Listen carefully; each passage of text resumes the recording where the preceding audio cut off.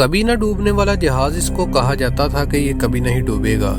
ایک عظیم الشان بحری جہاز ٹائٹینک جس نے سن 1912 میں اپنا پہلا اور آخری سفر کیا۔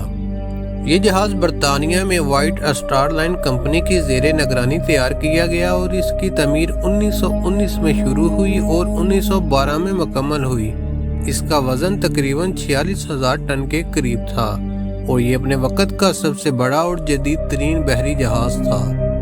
ٹائٹینک 10 اپریل 1912 کو ساؤتھ ہیمپٹن برطانیہ سے نیو یارک امریکہ کے لیے روانہ ہوا۔ اس میں 2224 افراد سوار تھے، جن میں امیر ترین شخصیات سے لے کر عام مسافر اور بحری جہاز کا عملہ شامل تھا۔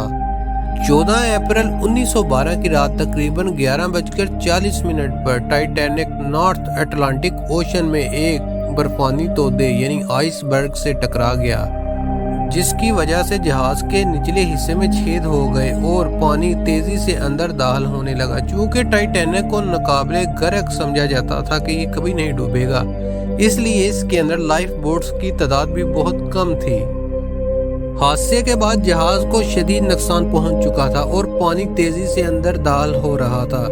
چونکہ ٹائٹینک کو کبھی نہ ڈوبنے والا جہاز سمجھا گیا اور اس کے اندر لائف بوٹس کی تعداد بہت کم رکھی گئی، اور یہی کارن تھا کہ جہاز کے اندر موجود تقریباً 90% لوگوں کی موت ہو گئی۔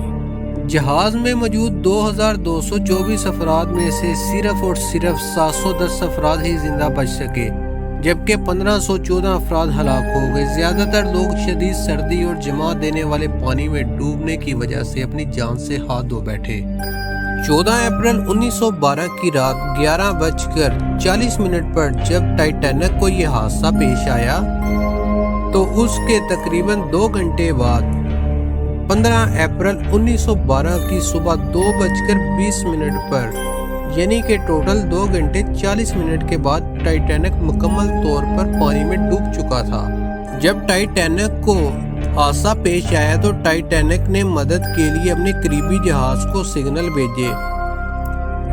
جبکہ ٹائٹینک 2:20 پر ڈوب چکا تھا تو جو مدد کے لیے قریبی بحری جہاز ٹائٹینک کے پاس پہنچا تو وہ صبح 4 بجے پہنچا، یعنی کہ جو جہاز ٹائٹینک کی مدد کے لیے آ رہا تھا اس کو بھی آتے آتے 1 گھنٹہ 40 منٹ لگ گئے۔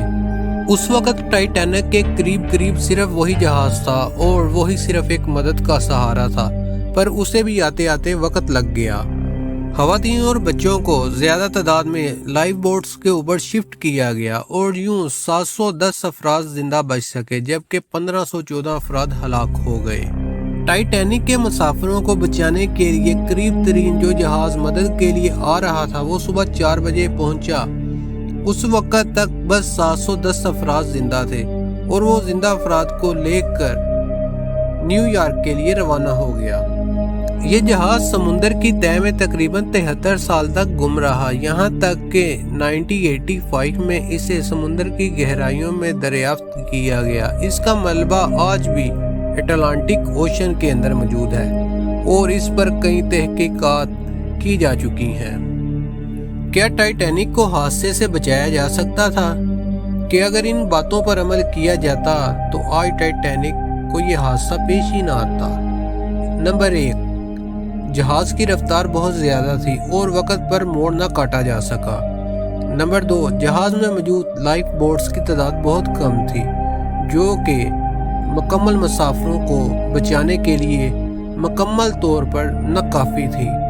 نمبر 3، آئس برگ کی وارننگ، جس کو مکمل طور پر نظر انداز کیا گیا اور جہاز کی رفتار کو کم نہ کیا گیا۔ ٹائٹینک کی کہانی پر کئی فلمیں، کتابیں اور دستاویزی فلمیں بن چکی ہیں، جن میں 1979 کی فلم ٹائٹینک سب سے زیادہ مشہور ہوئی۔ یہ المناک حادثہ بحری سفر کی تاریخ میں ایک اہم موڑ رکھتا ہے۔ اس کے بعد بحری جہاز کے سفر میں حفاظتی تبدیلیاں کی گئی تاکہ ایسے حادثات سے بچا جا سکے۔ ٹائٹینک ایک ایسا حادثہ ہے جو صدیوں بعد بھی یاد رکھا جائے گا۔ امید ہے کہ ٹائٹینک پر بنی یہ ڈاکومنٹری آپ کو پسند آئی ہوگی۔